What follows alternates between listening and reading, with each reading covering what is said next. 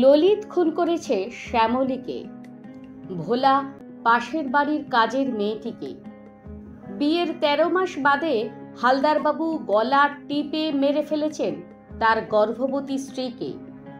ননিবালার অবর্তমানে তার 50 বছরের জীবনসঙ্গী প্রাণকিশোর চেটে পুটে খেয়েছেন পুত্রবধূর যৌবন।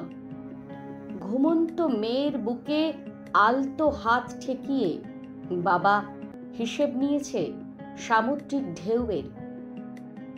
জেরা করার ছলে দারোগা সাহেব থানার মধ্যেই চুরি করেছেন দাসী করালির 4 রাত, আর কোচিন ফেরত পরমাকে অন্ধকারে নষ্ট করেছে 5 জন কাপুরুষ শয়তান।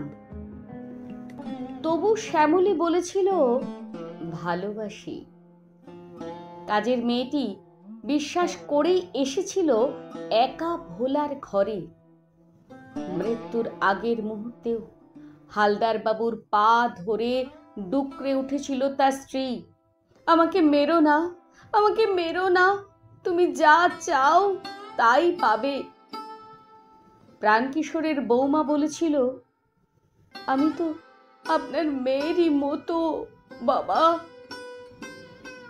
শরীরে বাবার কাম, হাহাকারে পুড়ে মরল মেয়েটি। পায়ে ধরে করালিও কেঁদেছে, আমাকে সাজা দেন বাবু, সাজা দেন, ইজ্জত নেবেন না। আর ফুরিয়ে যাবার আগে পরমা বলেছিল, আমি কি আপনাদের বোন নই? কিন্তু কেউ শোনেনি কারো কথা। আইন প্রমাণ চেয়েছে। রিপু, তুমি এদের এত কাম দিলে, প্রমাণ দিলে না।